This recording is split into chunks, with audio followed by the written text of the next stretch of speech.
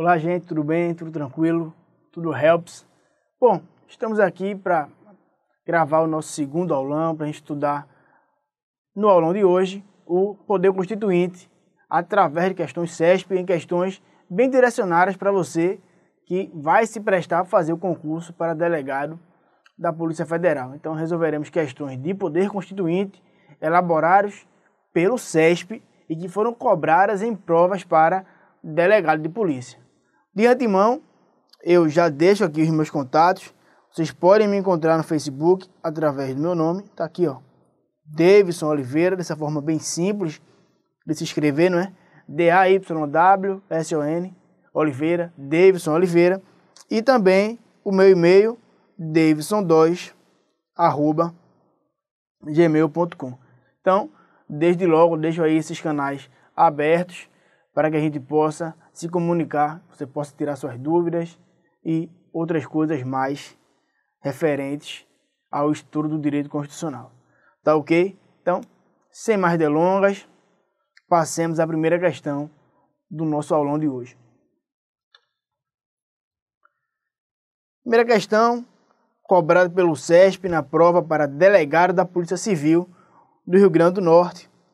Vamos lá, assinale a opção correta em relação ao poder constituinte. E a letra A vai dizer o seguinte: como o poder constituinte originário inaugura uma nova ordem jurídica, todas as normas infraconstitucionais perdem vigor com o advento da nova Constituição. Examinemos o que diz a questão.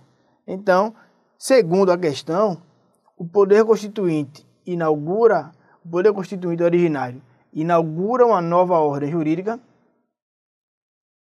e, por isso, todas as normas infraconstitucionais perdem vigor com o advento da nova Constituição. Bom, de fato, o poder constituinte originário, ele inaugura uma nova ordem jurídica.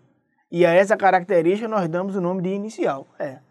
O poder constituinte originário é inicial. E por que ele é inicial? Porque ele inaugura uma nova ordem jurídica. Mas, com isso não se quer dizer que todas as normas infraconstitucionais perdem vigor com o advento da nova Constituição. Essa assertiva, essa parte da questão está errada. Não são todas as normas que perdem vigor com o advento da nova Constituição. Mesmo porque, meus amigos, isso seria um caos. Uma vez promulgada uma nova Constituição, todas as normas anteriores a ela seriam revogadas. Bom, não teríamos hoje o Código Penal, não teríamos hoje o Código Tributário Nacional, não teríamos hoje o Código de Processo Civil, o Código de Processo Penal. Por quê? Porque, de acordo com essa assertiva, uma vez promulgada a Constituição, todas as normas infraconstitucionais estariam revogadas. Não é assim que acontece. A partir do surgimento de uma nova Constituição, passa-se a análise, passa-se a um juízo de recepção ou de revogação das normas infraconstitucionais. Então, uma vez compatíveis materialmente com a Constituição, as normas infraconstitucionais anteriores à promulgação da Constituição são recepcionadas. Se não houver essa compatibilidade material, aí sim elas serão revogadas. Então, a questão estaria certa se dissesse todas as normas infraconstitucionais incompatíveis materialmente com a Constituição perderiam vigor, seriam revogadas. Observem que elas precisam ser apenas compatíveis materialmente e não formalmente. Um exemplo disso, clássico, sempre citado pela doutrina, é o Código Tributário Nacional, que é materialmente compatível com a Constituição, mas não seria formalmente. Por quê? Porque o artigo 146 da Constituição exige lei complementar para tratar sobre normas gerais de direito tributário. E ela não era uma lei complementar, mas foi recepcionada com esse status. Por quê? Porque ela era materialmente compatível com a Constituição. Então, por todas essas razões, a letra A está errada. Letra B. No âmbito do controle de constitucionalidade, o efeito de se considerar uma norma revogada é o mesmo que se declarar sua inconstitucionalidade superveniente. Veja bem, quando a gente fala de poder constituinte originário e as suas consequências e as normas infraconstitucionais anteriores a essa Constituição, não podemos falar em controle de constitucionalidade, não. O controle é sobre o juízo de recepção ou de não recepção, por um princípio muito simples do controle de constitucionalidade. É o chamado princípio da contemporaneidade. Princípio da contemporaneidade. Para que uma norma seja declarada inconstitucional em face de uma Constituição, é necessário que essa norma seja posterior à Constituição. Se ela for anterior, como ela poderia respeitar uma Constituição que sequer existia? Como se respeitar uma norma futura? Isso não é possível. Então, se a norma infraconstitucional é anterior à Constituição, não se fala em inconstitucionalidade superveniente, porque não existe inconstitucionalidade superveniente no ordenamento jurídico brasileiro. O STF já reiterou esse entendimento diversas vezes. Então, falou em inconstitucionalidade superveniente, meus amigos, muito provavelmente essa questão estará incorreta. Por quê? Porque o juiz é de recepção ou não, e não de constitucionalidade ou inconstitucionalidade. Por essas razões, a letra B está equivocada. Passemos à letra C. O poder constituinte de reforma não é inicial, nem incondicionado, nem ilimitado. No entanto, não está subordinado ao poder constituinte originário. Então, examinemos o poder constituinte de reforma. O poder constituinte de reforma não é inicial, nem incondicionado, nem ilimitado. No entanto, não está subordinado ao poder constituinte originário. Então, de fato, o poder constituinte de reforma, ele não é inicial, não, ele é derivado, ele deriva do poder constituinte originário. Poder inicial é o poder constituinte originário. Ele não é incondicionado. Por que ele não é incondicionado? Porque os parâmetros, o procedimento para a reforma da Constituição está previsto nela mesma, na Constituição. Então, existe um condicionamento, existe um processo legislativo a ser observado. Então, ela não é, o poder constituinte de reforma também não é incondicionado, ele é condicionado. E por ser condicionado, é exatamente isso, ele está subordinado ao poder constituinte originário. E não é limitado porque ele é limitado pelo poder constituinte originário. Então, quais são as características do poder constituinte de reforma? Ele é derivado, ele é condicionado e ele é limitado. Ao passo que o poder constituinte originário é inicial, é um poder originário, por isso ele é inicial, é um poder incondicionado porque não existem normas que disciplinem o procedimento legislativo para a feitura de uma nova Constituição, e é ilimitado, é um poder de fato e não um poder jurídico, que é a característica do poder constituinte de reforma, o poder que foi criado, é o poder que o Criador dá à criatura. Então, por essas razões, a letra C está equivocada. Por quê? Porque o poder constituinte de reforma é sim subordinado ao poder constituinte originário, é dizer, ele é condicionado. Letra D. O caráter ilimitado do poder constituinte originário deve ser entendido em termos, pois haverá limitações, por exemplo, de índole religiosa e cultural. Eu disse a vocês, agora ainda, que o poder constituinte originário é ilimitado. Por quê? Porque ele é inicial, porque não existe uma ordem jurídica que vá estabelecer condicionantes. Não, ele é ilimitado. Mas a doutrina vem apresentando ressalvas a essa característica do poder constituinte originário e vem dizendo o seguinte: não, peraí, ele é ilimitado, mas também não é de qualquer jeito, não. Ele é limitado juridicamente, não existe um poder jurídico para limitá-lo. Mas existem critérios, existem parâmetros de ordem cultural, de ordem sociológica, de ordem religiosa, que irão limitar esse poder. Então, por exemplo, através até do princípio da proibição do retrocesso, não se poderia admitir no Brasil que não fosse garantir a dignidade da pessoa humana. Então, isso é o que a doutrina vem enfatizando. Em regra, as questões vão dizer, o poder constituinte é ilimitado? É, verdade. Mas traz essa ressalva que, quando aparecer, está correta e é o que a letra D fez. De fato, esse caráter ilimitado do poder constituinte originário deve ser entendido em termos, pois haverá limitações, por exemplo, de ordem de índole religiosa e cultural. Letra D é a nossa resposta. Agora perceba que ele é ilimitado juridicamente. Por quê? Porque não existe nenhum poder jurídico superior ao poder constituinte originário, porque ele é um poder de fato. Tá ok? Então vamos ver o erro da letra E. Ainda que haja projeto de emenda constitucional desrespeitosa de cláusula pétrea, não é cabível mandado de segurança para impedir a sua tramitação. Nós sabemos que o poder constituinte de reforma tem várias limitações. Limitações de ordem expressa, limitações de ordem explícita.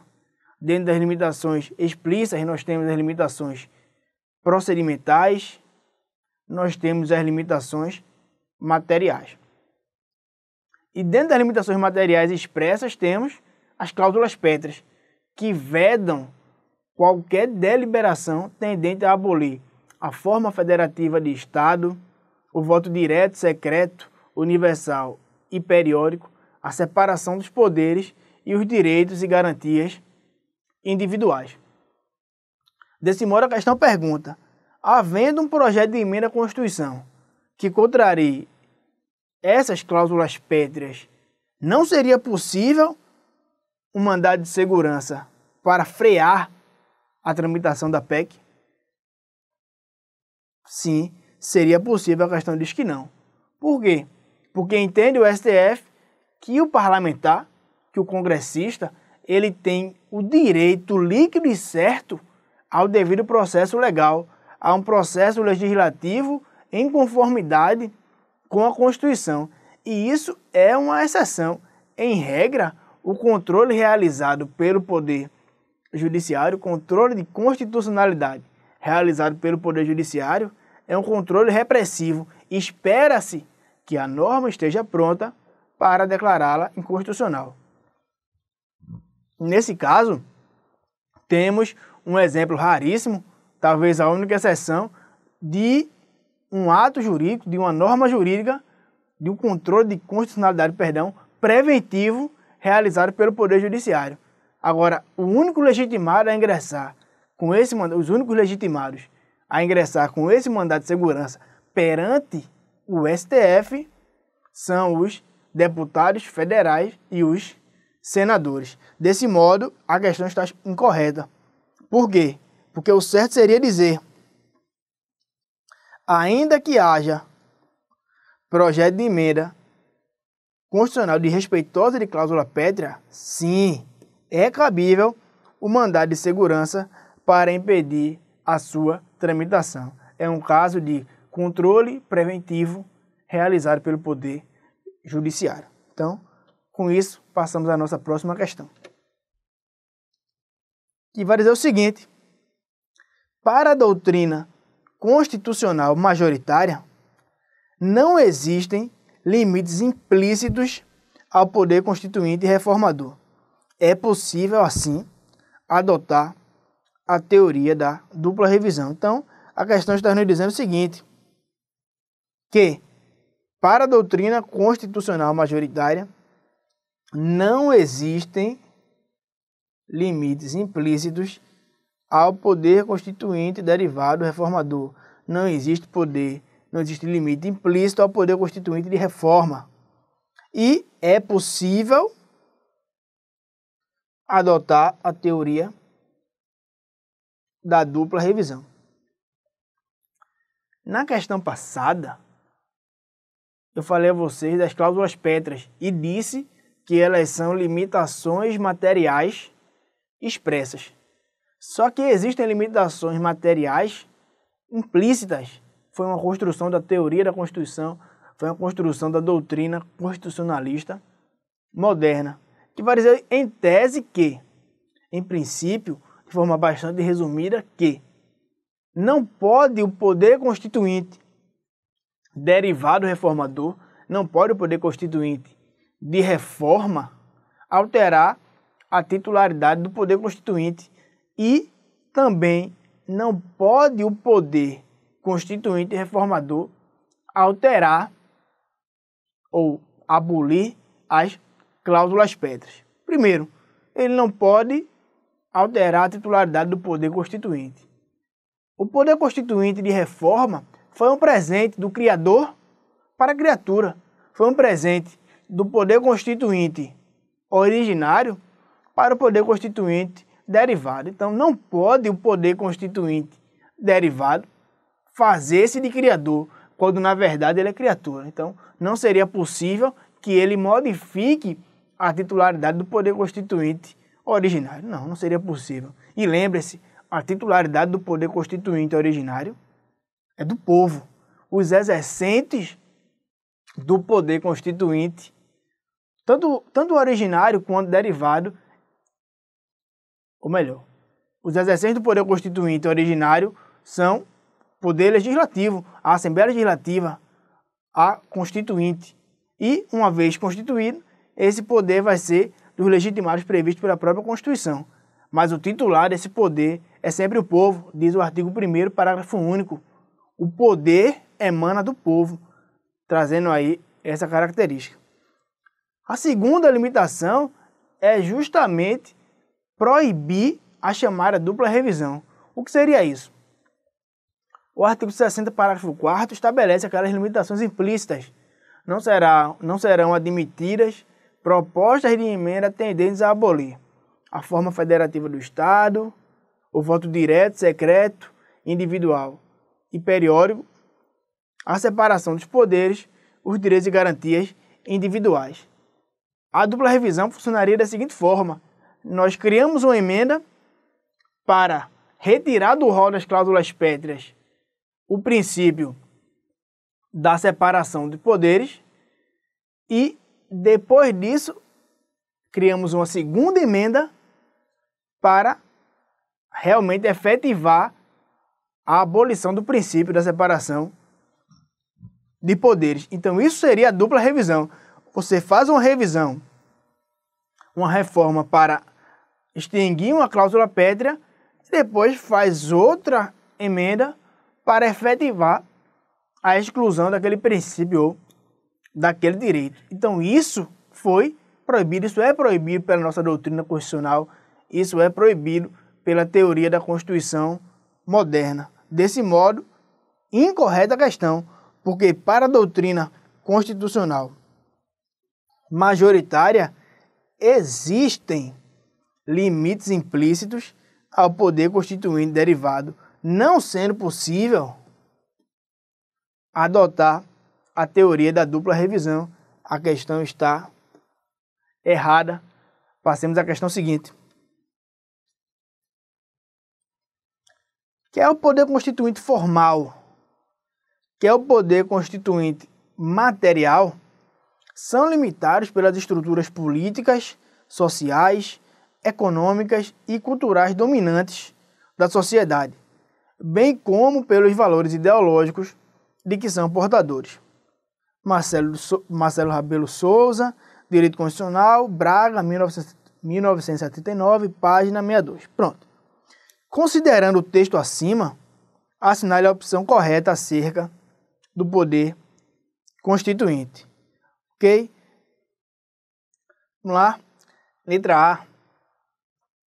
Poder constituinte material nada mais é que as matérias incorporadas no texto constitucional compondo o ápice da pirâmide normativa. Então, vejamos o que diz a questão. Poder constituinte material nada mais é do que matérias incorporadas no texto constitucional compondo o ápice da pirâmide normativa. Bom, o poder constituinte pode ser material ou ele pode ser formal. O poder constituinte material é aquele das ideias, das propostas, dos valores, dos dogmas que regem a sociedade no momento da elaboração de uma Constituição.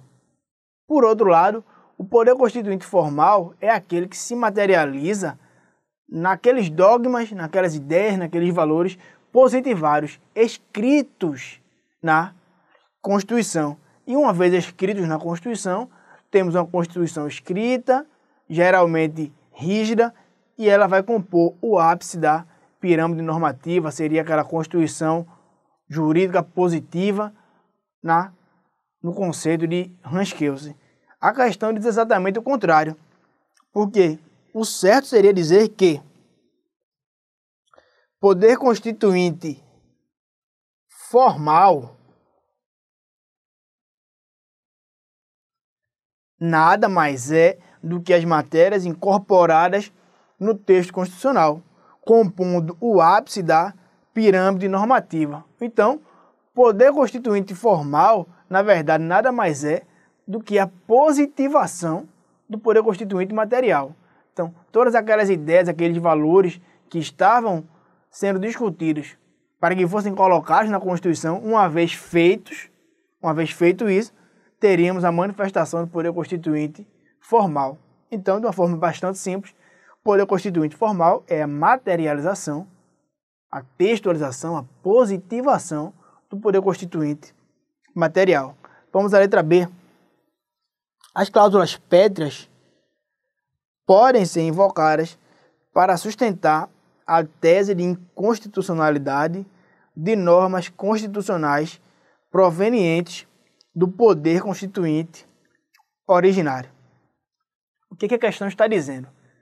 Será possível a gente olhar, a Constituição foi promulgada em 5 de outubro de 88, digamos que no dia 6, a gente passa a leitura da Constituição quando a gente lê que, por exemplo, o presidente da República não será responsável penalmente pelos seus atos até o final do seu mandato presidencial, a gente poderia ler essa disposição e dizer, rapaz, isso é flagrantemente constitucional, isso é atentatório à igualdade, ao princípio da isonomia, porque o presidente da República não vai ser preso mesmo cometendo um crime, enquanto eu, cidadão, se o cometer, serei preso.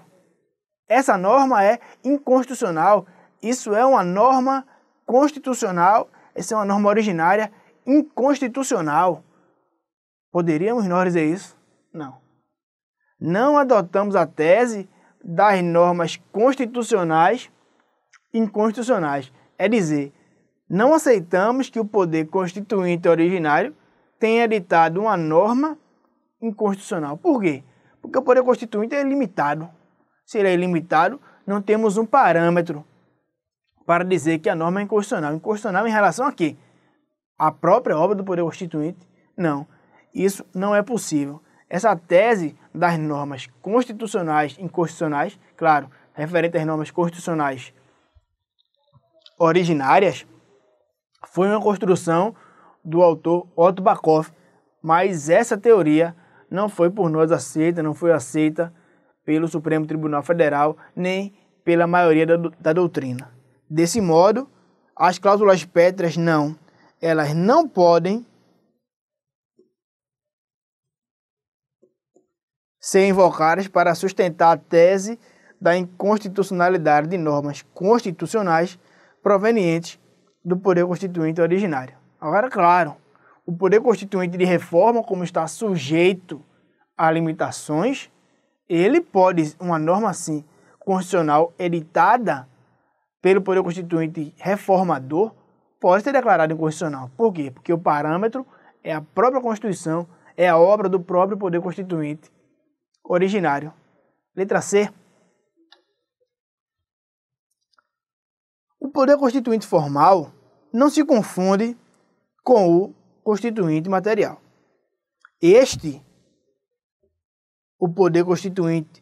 é o poder de autoconformação do Estado, segundo certa ideia de direito, enquanto aquele é o poder de decretação de normas com a forma e a força jurídica próprias das normas constitucionais.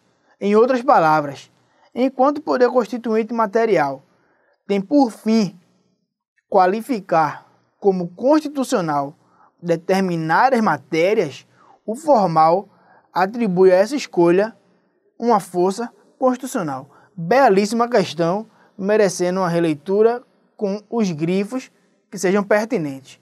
Então está dizendo o seguinte, o poder constituinte formal não se confunde, ele é diferente do poder constituinte material. O poder constituinte material, é poder de autoconformação do Estado segundo certa ideia de direito. Enquanto aquele quem? O poder constituinte formal é o poder de decretação de normas com a forma e a força jurídica próprias das normas constitucionais. Em outras palavras, enquanto o poder constituinte material tem por fim qualificar como constitucional determinadas matérias, o formal atribui a essa escolha uma força constitucional. Belíssima questão. O que ela está dizendo?